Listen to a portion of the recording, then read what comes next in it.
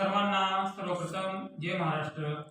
तुम्हा सर्वांना माहिती असेल किंवा तुम्ही सर्वांनी सोशल मीडियाच्या माध्यमातून बघितले असेल की अहमदनगर अर्थातच नवीन नाव झालेलं आहे अहिल्यानगर.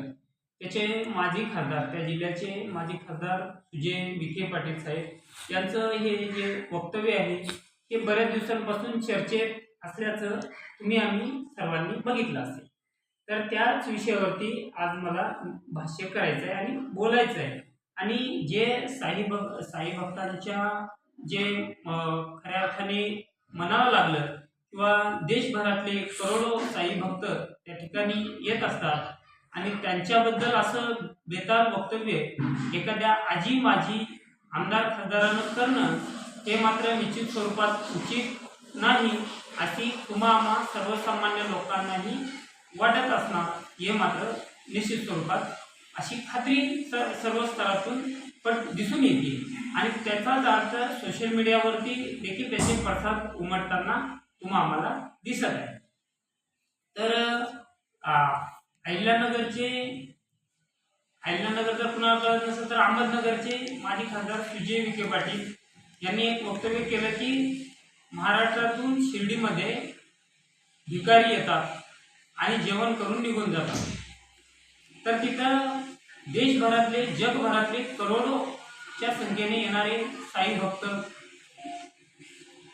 आणि त्या साई भक्तांना कुठेतरी भिकारी म्हणून हिणवण्याचा जो प्रयत्न केला जातोय ते मात्र निश्चित स्वरूपात कुठेतरी चुकीचं आहे. अशा भावना सर्व स्तरातून व्यक्त होताना दिसून येतात. बरं, आणि त्यावरती की माननीय सुजय विखे पाटील असं म्हणतायत की जे मोफत जेवण दिलं जातं ते मोफत जेवण 25 ते 30 रुपयाला दिलं जावं आणि त्याच पैशामधून कोचिंग सेंटर उभे करण्यात यावे आणि त्याचा फायदा जो आहे तो शिर्डी विधानसभेतील लोकांना व्हावा.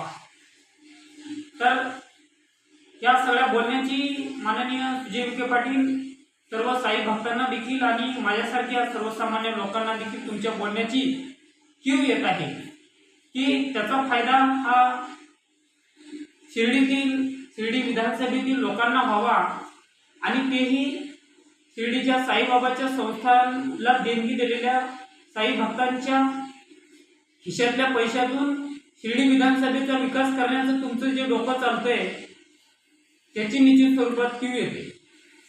महाराष्ट्रामध्ये भारतीय जनता पार्टीचं सरकार तुमचं सरकार बसलेलं असताना या सरकारकडे फंड मागण्याऐवजी कुठेतरी साई भक्तांनी दिलेले जे साईबाबांसाठी दिलेलं जे दान आहे, साईबाबांसाठी जे येणाऱ्या भक्तांसाठी जे दिलेलं आहे ते सर्व उत्कृष्ट दान म्हणून ज्या दानाकडे बघितलं जातं ते जेवणाचं दान असतं.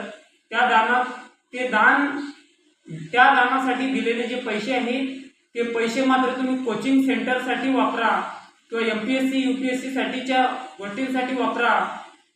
जर म्हणत असाल तर निश्चित स्वरूपात हे भारतीय जनता पार्टीचं सरकार आपल्यावरती काहीतरी ठोस कारवाई करेल का हे सगळं सर्वसामान्य जनता आज डोळे उघडून बघते. तर निश्चित स्वरूपात कुठेतरी लोकसभेला पराभव झाला म्हणून आपल्या या अशा पद्धतीनं कुठेतरी स्टंटबाजी करण्याचा प्रयत्न तर चालू नाही ना अशी शंका सध्या मला वाटते सर्व स्तरातून उपस्थित होती. मला वाटते की सुजय विखे पाटील साहेब तुमच्या अनेक अहमदनगर शहरामध्ये अनेक तुमच्या संस्था आहेत. या संस्थेच्या माध्यमातून आपण किती विद्यार्थ्यांना आपण मोफत प्रवेश देताय याचा देखील लेखाजोखा त्या महाराष्ट्राच्या जनतेच्या समोर ठेवा की मी माझ्या संस्थेमधून 1500 विद्यार्थ्यांना मी मोफत शिक्षण देतोय आणि त्याच जरा लेखाजोखा महाराष्ट्राच्या जनतेला दाखवा की सुजय विखे पाटील साहेब हे मोफत विद्यार्थ्यांना शिक्षणाची दारं खुले करून देतात. हे सुद्धा पाहण्यासाठी महाराष्ट्राची जनता उत्सुक आहे. जर निश्चित स्वरूपात तुम्ही जर एकाही विद्यार्थ्याला शिक्षण मोफत देत नसाल आणि साई भक्तांनी दिलेल्या दानावरती जर समजा तुम्ही आता डोळा ठेवून असाल आणि तुम्ही जर त्याच्यावरती भाष्य करणार असाल की येणारे साई भक्त हे भिकारी आहेत म्हणण्याचं जर पाप तुम्ही जर करत असाल तर निश्चित स्वरूपात हे पाप सुजय विखेंना कुठेही फेडता येणार नाही. बरं, सुजय विखे पाटील, तुम्ही जसं म्हणताय की पोलिसांकडून याचा लेखाजोखा घ्या की 4,000 जे चोरट्यांची म्हणा किंवा भिकाऱ्यांची म्हणा, असंच तुमचं म्हणणं आहे की दारू पिदाडे हे लोक तिथं रस्त्यावरती झोपलेले असतात आणि ते कुठेतरी येऊन जेवण करून तिथून निघून जातात आणि हे बंद करावं.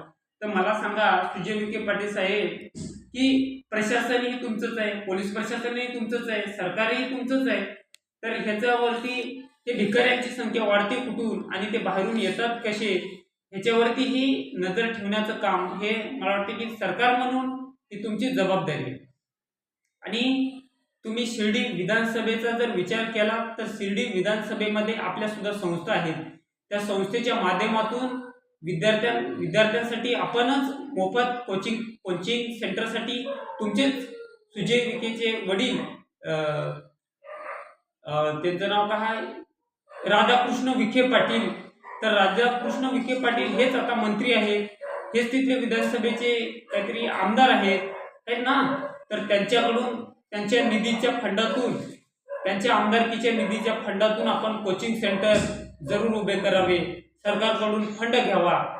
परंतु हे लोकांच्या प्रसाद हे श्रेष्ठ दान, अन्नदान ह्याच्यासाठी जर साई भक्तांनी, देशभरातल्या करोडो साई भक्तांनी जर पैसे दिलेले असतील तर ह्याच्यासाठी जर कोचिंग सेंटरसाठी उभे करा, MPSC UPSC साठी पैसे देऊन ते उभे करा म्हणत असाल तरी निश्चित स्वरूपात हे काही होणार नाही. आणि जर सुजय विखे म्हणत असतील की ह्याच्यासाठी आम्ही आंदोलन करू तर निश्चित स्वरूपात की सुजय विखे पाटलांनी त्याचं आंदोलन त्यांनी करून दाखवावं. भारतीय जनता पार्टीला सुद्धा हे मान्य आहे का, ह्याच्या वरिष्ठांनी सुद्धा ह्याची दखल घेऊन हा मुद्दा त्यांना योग्य वाटतो का, की कुठेतरी इथं भरपूर असे ट्रस्ट आहेत की